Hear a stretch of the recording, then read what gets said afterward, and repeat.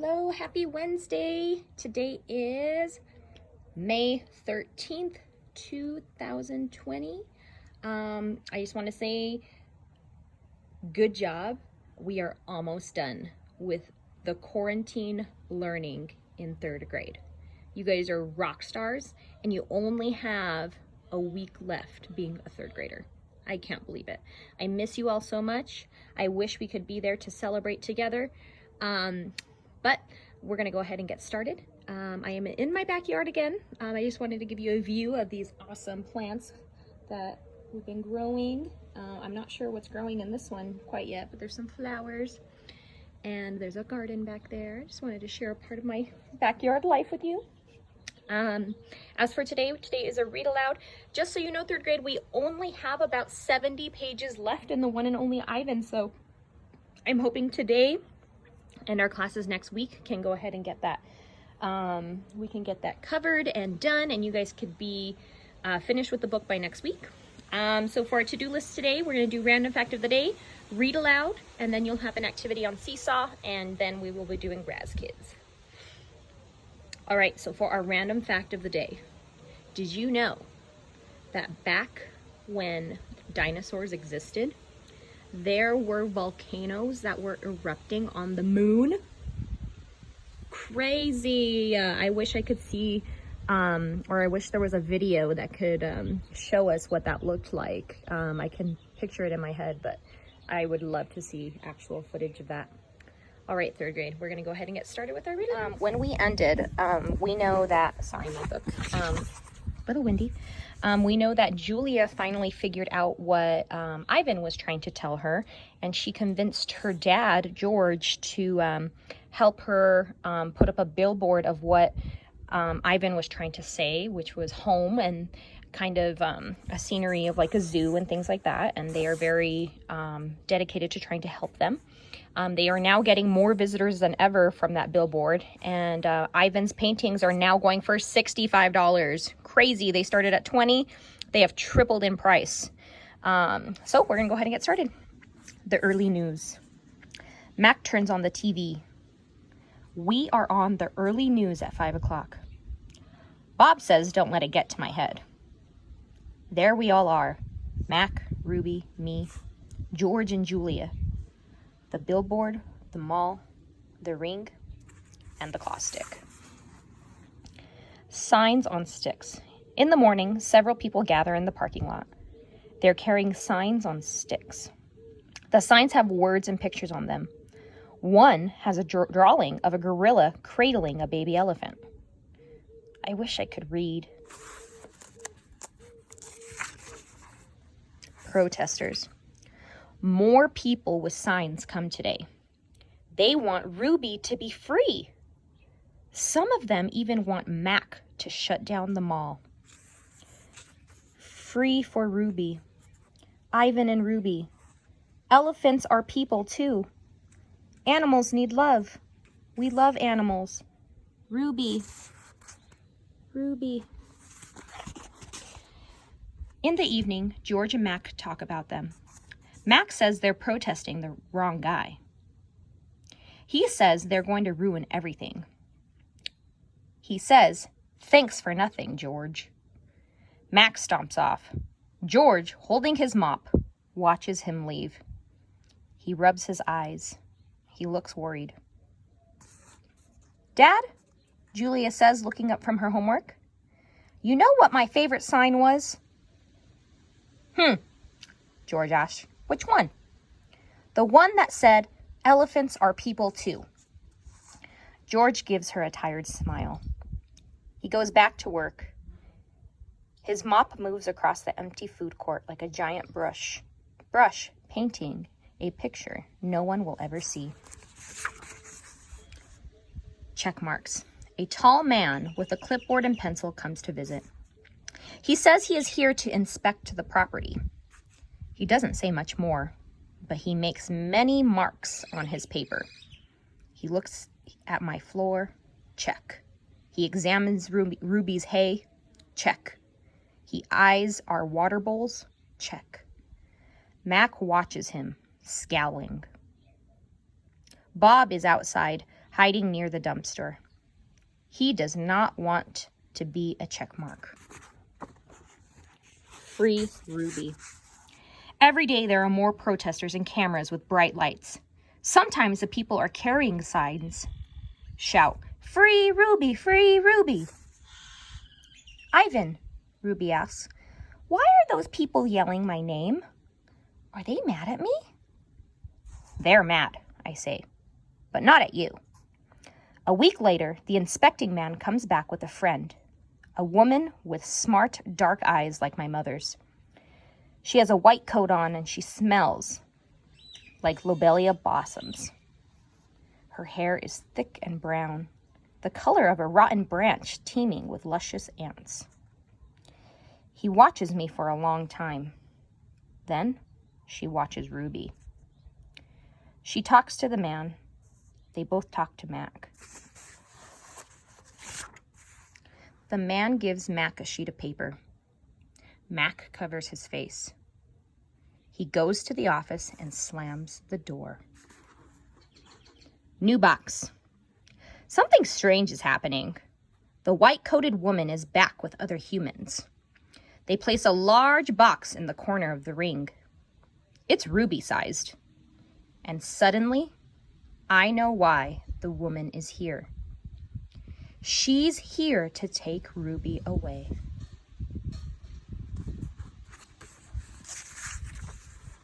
Training. The woman leads Ruby to the box. She places an apple inside. "Good girl, Ruby," she says kindly. "Don't be afraid." Ruby inspects the box with her trunk. The woman makes a clicking sound with a little piece of metal that she's holding in her hand. She gives Ruby a piece of carrot. Each time Ruby touches the box, she gets a click and a treat. "Why is she making that clicking noise?" I ask Bob. "They do that to dogs all the time," Bob says. I can tell he doesn't approve. It's called clicker training. They want Ruby to associate the noise with the treat.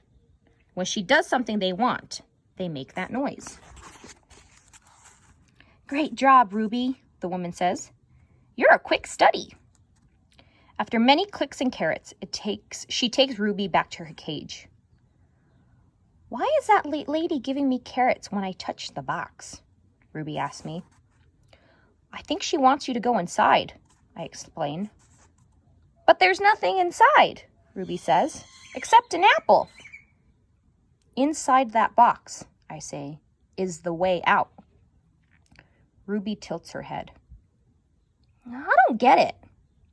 "See the picture of the red giraffe on the box? I think the lady is from the zoo, Ruby. I think she's getting ready to take you there." I wait for Ruby to trumpet with joy, but instead, she just stares at the box in silence. "I'm not sure you understand. That box might be taking you to a place where there are other elephants," I say. "A place with more room and humans who care about you." But even as I say these words, I remember with a shudder the last box I was in. "I don't want to go to the zoo," Ruby says. "I want you and Bob and Julia. This is my home." "No, Ruby," I say. "This is your prison." Poking and prodding. The lady comes again. She brings an animal doctor with an awful smell and a dangerous-looking bag. He spends an hour with Ruby poking and prodding. He looks at her eyes, her feet, her trunk. When he's done with Ruby, he enters my cage. I wish I could hide under knot tag like Bob. Instead, I do a nice, loud chest beat, and after a moment, the doctor retreats. "We're going to need to put this one under," he says. I'm not quite sure what he means, but I strut around my cage feeling victorious anyway. No painting. No one asks me to paint today. No one asks Ruby to perform. There are no shows. No visitors unless you count the protesters. Mac stays in his office all day. More boxes. I wake up from a long morning nap. Bob is on my belly, but he isn't asleep. He's watching the ring, where 4 men are placing a large metal box. It's me-sized. What's that? I ask, still blurry from sleep. Bob nuzzles my trim. I believe that box is for you, my friend. I'm not sure what he means. Me? They brought in a bunch of boxes while you were sleeping. Looks to me like they're taking the whole lot of you, he says, casually licking his paw. Even Thelma. Taking? I repeat. Taking us where? Well, some to the zoo, probably. Others to an animal shelter where humans will try to find them homes. Bob shakes himself. So, I guess all good things must come to an end, huh? His voice is bright, but his eyes are far away and sad. I'm gonna miss your stomach, big guy. Bob shuts his eyes. He makes an odd noise in his throat. But what about you? I ask. I can't tell if Bob's just pretending to sleep, but he doesn't answer. I gaze at the huge shadowy box, and suddenly I understand how Ruby feels. I don't want to go into the box. The last time I was in a box, my sister died. Goodbye. When George and Julia come that night, George doesn't get his mop or his broom. He gathers up his tools and belongings while Julia runs to my cage. This is my last night, Ivan, she says, and she presses her palm to my glass. Mac fired my dad. Tears slip down her cheeks. But the zoo lady said maybe they'll have an opening there in a while, cleaning cages and stuff. I walk to the glass that separates us. I put my hand where Julia's is, palm to palm, finger to finger.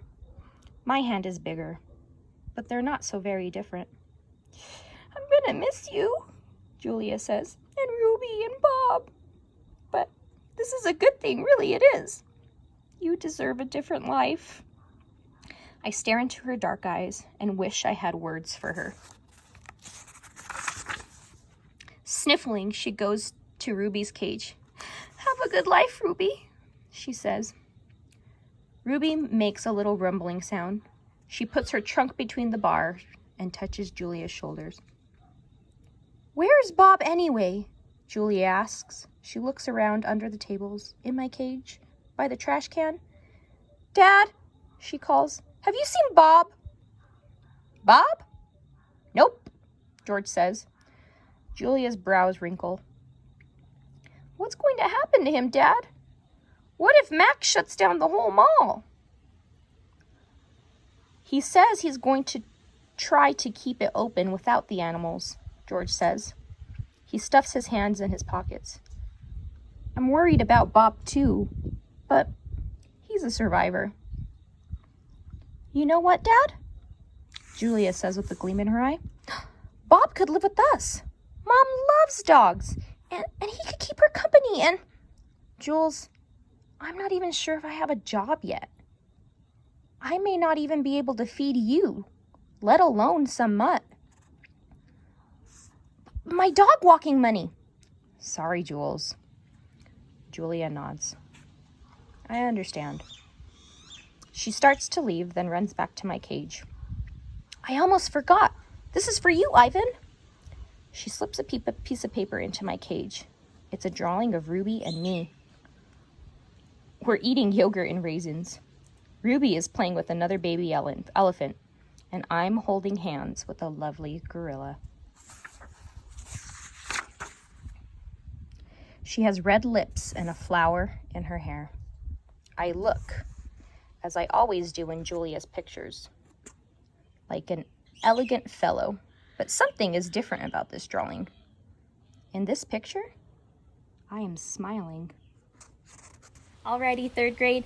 We just finished with the Read Aloud. We are almost done. Today wasn't as long as Monday, but I just want to tell you that we are almost done with the book, and today you guys will have an activity related to our Read Aloud, and on Friday, Miss Griego is actually going to be reading you a short part of this book. She's only going to read about, I would say, about 10 to 15 pages, but I'm so excited to find out what happens next. I feel like we're at a very, very emotional and good part of the book, and I can't believe that Ivan and Ruby are getting a new home. I'm so happy for them. Anyways, third grade, get your activity done. I'm still looking for people who are doing what they need to do so I could drop off those weekly prizes. We still have this week and next week to drop off prizes, so you still have 2 more opportunities to get prizes. Talk to you later. Love you guys. And I hope you like my Snapchat filters.